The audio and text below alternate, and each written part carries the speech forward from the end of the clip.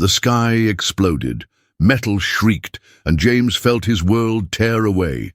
Wind screamed through the gaping wound where the cockpit of his B-17 had been moments before. Blood froze on his face as Germany sprawled beneath him, 300 miles of enemy territory between life and death. The American B-17 lost its cockpit over Germany and still flew 300 miles home wasn't just a military report. It was his impossible task now. Subscribe to witness how, faceless and exposed, the flying fortress refused to become another burning grave in foreign soil. The formation cut through cloud-streaked skies over occupied Europe, a fleet of aluminum beasts with bombs nestled in their bellies. First Lieutenant James O'Connor's gloved fingers moved methodically across the controls of his B-17, the vibration of 4 Wright Cyclone engines pulsing through his body like a second heartbeat. Outside, February air clawed at the aircraft, while inside, 10 men breathed recycled oxygen and whispered silent prayers. The mission, a strategic bombing run over a German munitions factory. Critical but routine for the 8th Air Force crews who now made daily pilgrimages over enemy territory. O'Connor's eyes scanned the horizon where the winter sun hung low, casting long shadows across the patchwork fields of a countryside that might have been beautiful in peacetime. The radio crackled with position checks and warnings, a constant stream of voices tethering the scattered aircraft to one another across miles of empty sky. Below them, Germany unfolded like a map, deceptively peaceful from 5 miles up, though James knew anti-aircraft batteries were already tracking their approach, calculating the perfect moment to fill the sky with explosive shells that bloomed like deadly black flowers. He could feel the weight of responsibility pressing down on him. 10 lives, a 4-engine bomber representing millions in American industrial output, and a payload meant to disrupt the Nazi war machine. His thoughts drifted momentarily to the photograph tucked inside his flight jacket, Sarah smiling on their wedding day, her eyes bright, with a future neither of them could predict. The memory centered him, as it always did, a talisman against fear as they approached the target zone, where death waited with mechanical patience. The first flak burst came without warning, a thunderclap of noise and pressure that rocked the aircraft. Black smoke, peppered with jagged metal fragments, filled the air around them, transforming the sky into a deadly obstacle course. O'Connor's co-pilot, Lieutenant Mason, called out altimeter readings as they maintained formation, neither man acknowledging the sweat beading beneath their oxygen masks or the way their eyes darted from instrument panel to windshield and back again. The temperature inside the aircraft plummeted as they climbed to avoid the worst of the flak, their breath fogging in the frigid air. Then it happened, a direct hit that changed everything. The world exploded in a flash of orange light and deafening concussion.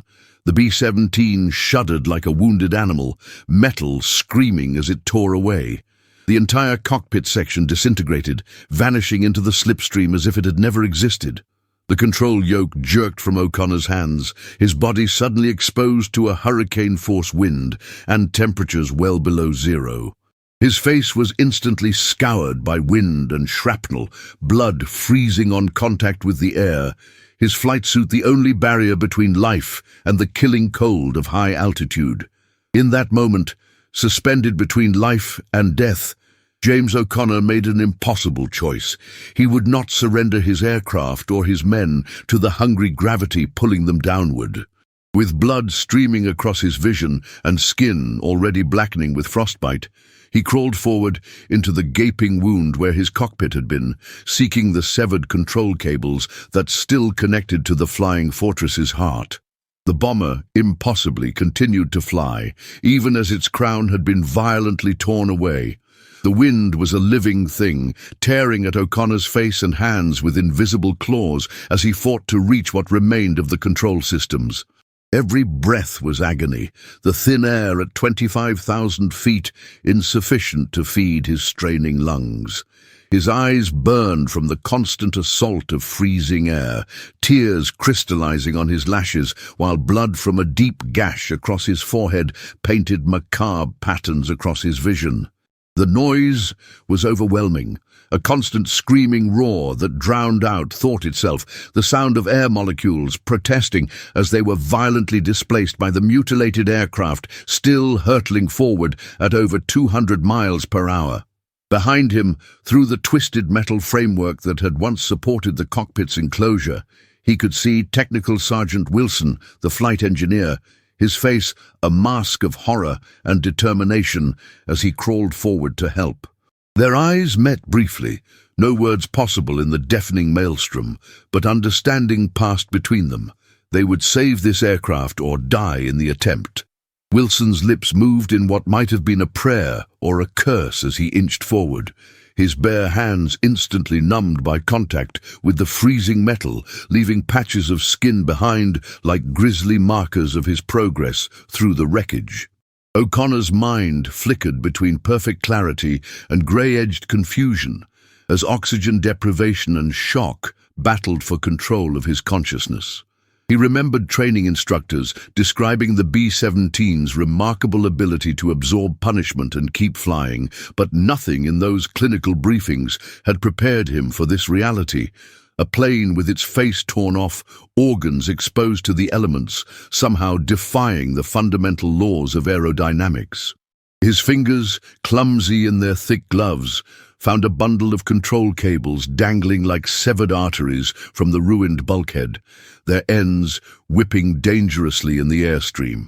The aircraft lurched suddenly, dropping several hundred feet in a sickening plunge that slammed O'Connor against a jagged metal strut, driving the air from his lungs. He tasted copper and salt, blood from where he'd bitten through his lower lip during the impact. Wilson was thrown backward, barely catching himself on the remnants of the navigator's station. Below them, through the gaping hole where solid aircraft had been moments before, Germany stretched out in terrifying proximity, fields and roads growing more distinct as they lost altitude. Enemy territory, 300 miles of it between them and the relative safety of the English Channel, each mile purchased with pain and determination. With trembling hands, O'Connor gathered the frayed control cables, mentally tracing their functions. Elevator, rudder, ailerons, each one essential to maintaining controlled flight. The aircraft's trim was off, the aerodynamic balance compromised by the catastrophic damage, but the fundamental airframe remained sound, the wings still generating lift, the tail surfaces still responsive. He wrapped the cables around his raw, bleeding hands, feeling the aircraft respond sluggishly as he pulled and released in a grotesque pantomime of normal flight controls. Each movement sent fresh pain lancing through his frost-bitten fingers, but brought the bomber incrementally back under control. Wilson had returned with an oxygen mask connected to a portable bottle, pressing it against O'Connor's face in brief intervals that allowed momentary clarity. The cold had progressed beyond pain into a dangerous numbness that spread from his extremities inward, his body sacrificing non-essential areas to preserve core functions. Through the transparent mask, James watched his breath fog rhythmically, each exhalation a small victory against death. Somewhere in the damaged bomber, he knew the rest of his crew was watching their heading, calculating fuel consumption, manning the guns in case of fighter attack, all trusting that somehow their broken aircraft would carry them home. The B-17 remembered, even if its pilot was losing consciousness. 4,000 rivets, miles of wiring, and tons of aluminum alloy continued their designated function despite the catastrophic damage. O'Connor, drifting between awareness and darkness, felt the subtle shifts in the aircraft's handling, not the clean, responsive controls of an intact bomber, but something more primal, as if the machine itself was compensating for its injuries. The wind howled through the open wound where the cockpit had been, creating harmonics that vibrated through the airframe like ghostly voices. Snow and ice particles stung his exposed skin, the moisture instantly crystallizing on contact with metal surfaces, forming bizarre sculptural formations along the jagged edges of torn aluminum.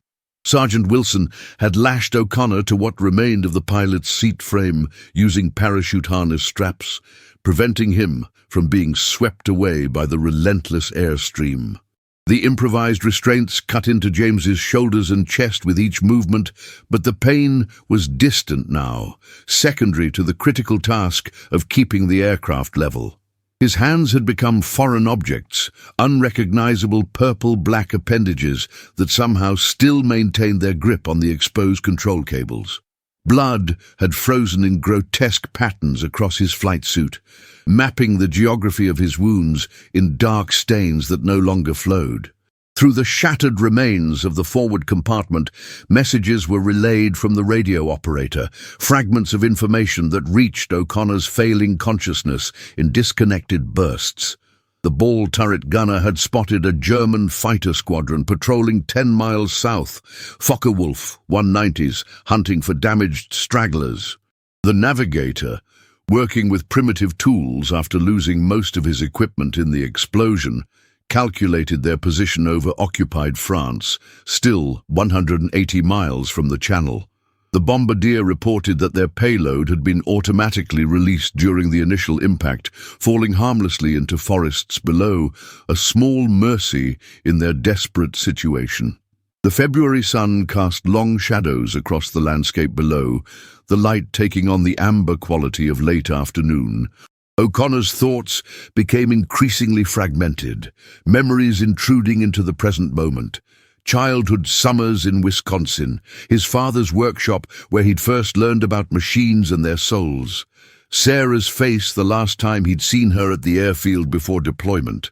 The cold had worked its way deep into his bones now, a leaden heaviness that made each movement require monumental effort.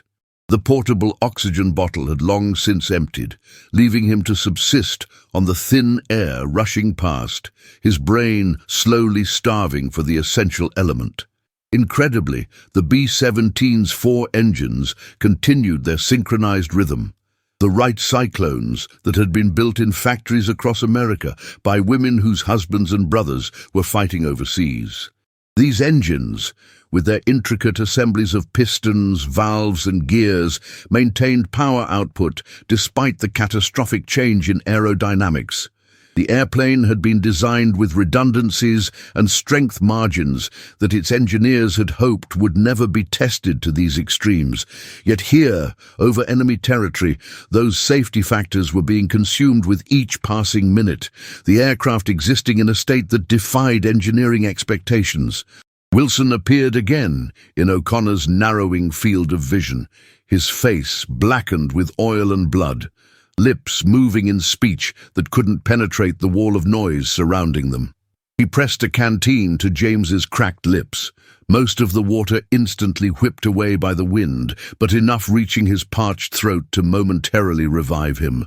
Through frost-rimmed eyelashes, O'Connor saw determination in the sergeant's eyes, a refusal to surrender that mirrored his own desperate resolve. The flying fortress, faceless but still fighting, carried them westward as the sun began its descent toward the horizon, each mile purchased with pain and frozen blood on metal controls. Twilight painted the cloud layers in deepening shades of purple and crimson, transforming the sky into a surreal canvas that seemed to pulse with every labored breath O'Connor managed. The temperature dropped further as daylight faded, the cold now a living entity that invaded every crevice of the shattered aircraft. James had stopped feeling his extremities hours ago, his body now operating on some primitive level beyond conscious control. His world had contracted to a series of essential functions: maintain tension on the control cables, fight to stay conscious, breathe despite the hurricane-force wind constantly trying to empty his lungs. The aircraft, similarly reduced to its most basic operational parameters, continued westward through darkening skies. From the waist gunner's position came occasional updates, shouted through the howling wind tunnel that the B-17 had become. They had crossed into Allied airspace 20 minutes ago, the French coast slipping away beneath them as they approached the English Channel. Fuel gauges showed dangerous depletion in 2 tanks, forcing Wilson to perform a precarious balancing act of transferring remaining fuel to maintain the engines. The temperature inside the aircraft had dropped so low that hydraulic fluids were beginning to thicken, controls becoming increasingly sluggish with each passing minute. Ice formed in delicate, deadly patterns along every surface, adding weight and disrupting the already compromised aerodynamics. Night fell completely as they crossed the channel, the darkness broken only by faint moonlight reflecting off the water below and the dim glow of essential instrument lights from deeper within the aircraft. O'Connor's consciousness wavered, reality blurring with hallucination as oxygen deprivation and hypothermia took their toll.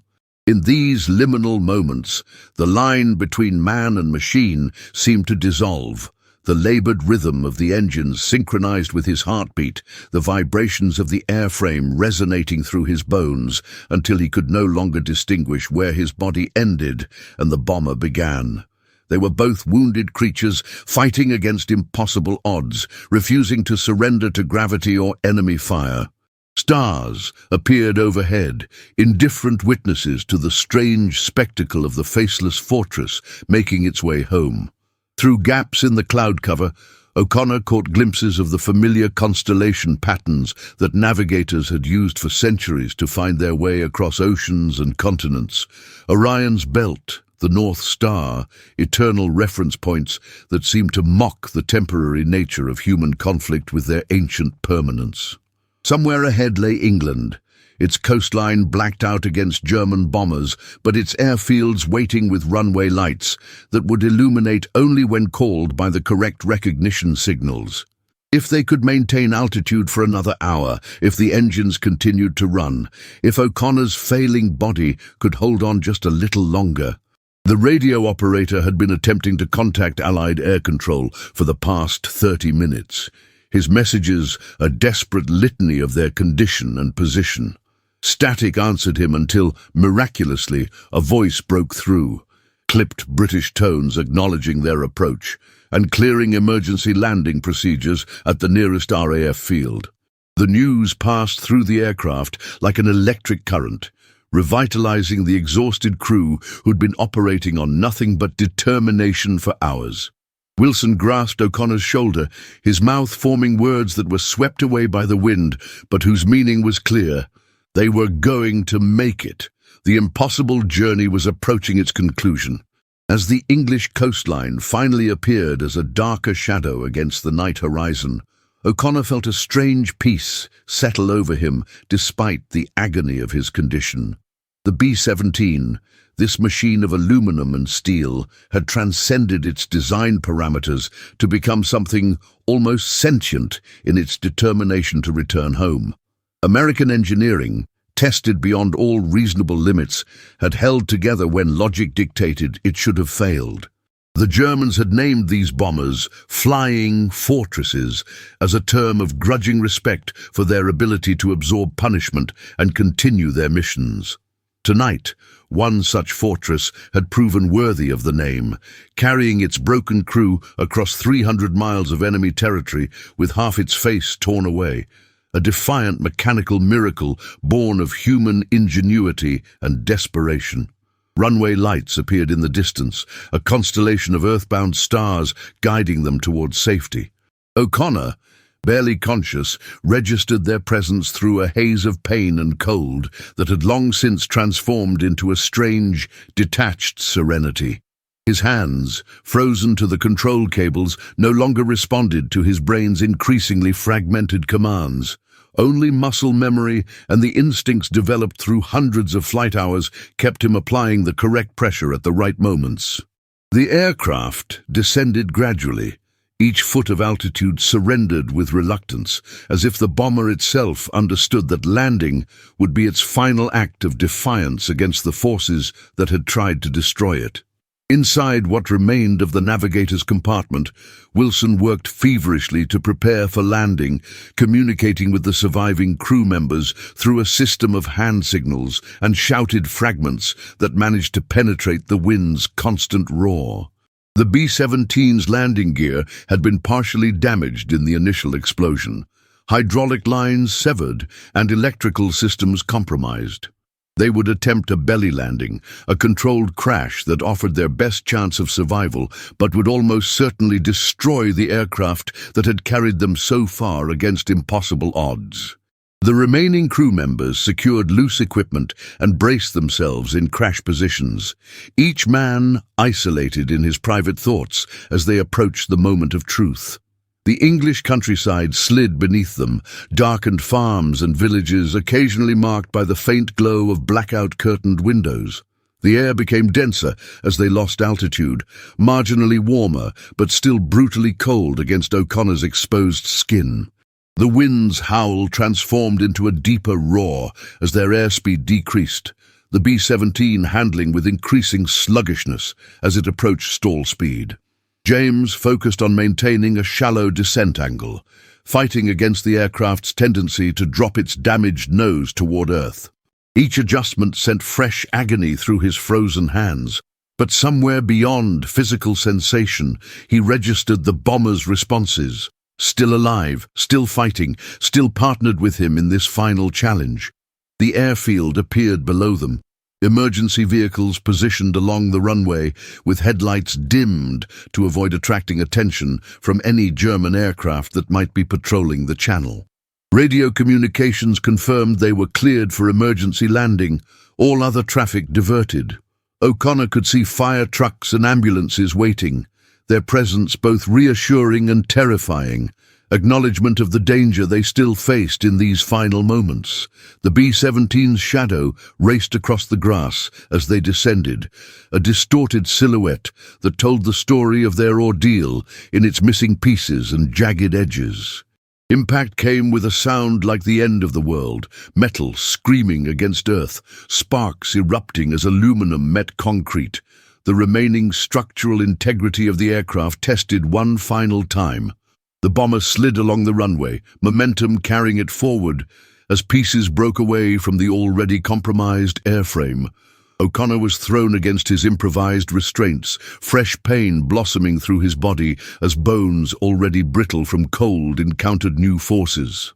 The world became a kaleidoscope of fragmented sensations, the smell of burning rubber and aviation fuel, the taste of blood, the sound of metal surrendering to physics, the sight of ground crew running toward them through smoke and debris, the feeling of the aircraft finally mercifully coming to rest. In the strange silence that followed, broken only by the tick of cooling metal and the distant shouts of rescue personnel, James O'Connor remained conscious long enough to understand they had accomplished the impossible. Through a combination of American engineering, human determination, and perhaps something less tangible, call it fate or divine intervention, they had brought their faceless fortress home across 300 miles of enemy territory. As gentle hands finally freed him from the frozen control cables, his last thought before darkness claimed him was not of the pain or the cold or even survival, but of the machine that had refused to die when logic said it must. Metal remembering its purpose even when torn apart, systems functioning beyond design parameters, a testament to human ingenuity in the face of war's chaos. The fortress without a face had proven that sometimes, even in war's darkest moments, the impossible remained stubbornly, gloriously possible. In the hushed military hospital ward, James O'Connor slowly emerged from darkness into a world of bandages and morphine. His face, reconstructed through multiple surgeries, bore witness to his impossible journey, a topographical map of scar tissue that doctors called a miracle of survival. Wrapped in sterile white, he learned the full extent of what had happened after consciousness abandoned him on that English runway. 8 of his 10 crew had survived, each carrying their own wounds both visible and hidden. The flight engineer Wilson visited daily despite his own injuries, their shared experience creating a bond that transcended ordinary friendship. They spoke little of that day, but in the silence between words lay an understanding that would connect them for the remainder of their lives. Men who had stared into the void and returned, forever changed. The B-17 itself became something of a legend. Photographs of its mangled frame circulating through bomber groups as tangible evidence that the impossible sometimes occurred. Engineers from Boeing made special trips to examine the wreckage, their technical assessments giving way to quiet awe as they documented systems that had continued functioning despite catastrophic damage. The aircraft, deemed beyond repair, was eventually cannibalized for parts to keep other bombers flying, its aluminum skeleton dismembered, but its story intact.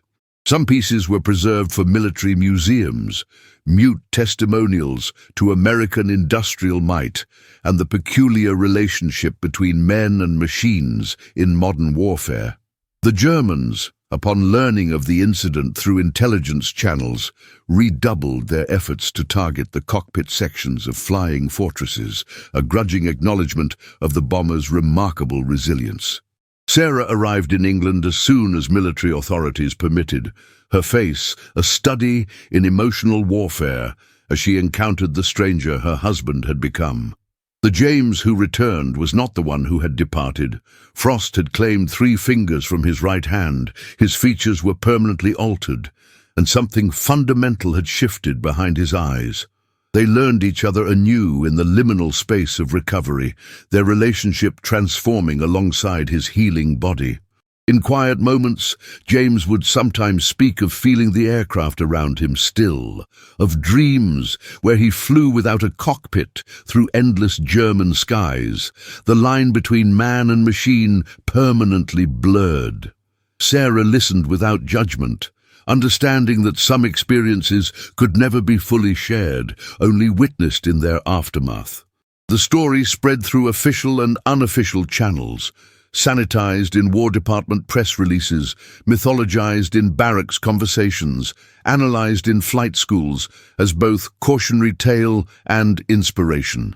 The Faceless Fortress, as it became known, entered the lexicon of World War II aviation lore, alongside other seemingly impossible survival stories that characterize the air war.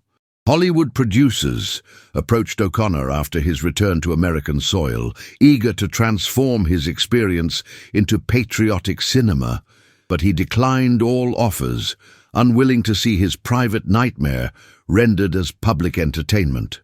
Instead, he spoke only to military engineers and design teams, his insights helping to further strengthen the aircraft that continued to carry young men into hostile skies. His suffering translated into increased survivability statistics and technical modifications. When peace finally came, O'Connor did not return to flying. The skies that had once represented freedom had become irrevocably associated with that single day of horror and transcendence. Instead, he found purpose in unexpected places, first as a consultant for aircraft manufacturers, later as an instructor teaching aircraft design principles to engineering students. His lectures always emphasized redundancy, durability, and the unpredictable variables of combat conditions, his scarred face and missing fingers serving as visual evidence of his authority on the subject. The dreams never entirely faded, moments when he would wake breathless, feeling the wind tearing at his face as he struggled with phantom control cables, but they eventually became less frequent visitors. What remained, permanent as the scars on his reconstructed features, was the knowledge that between man and machine, between engineering principles and human determination, existed a relationship more profound than either designers or pilots had fully understood before that February day, when a fortress without a face refused to surrender to gravity or enemy fire, carrying its broken crew across an impossible boundary between death and survival.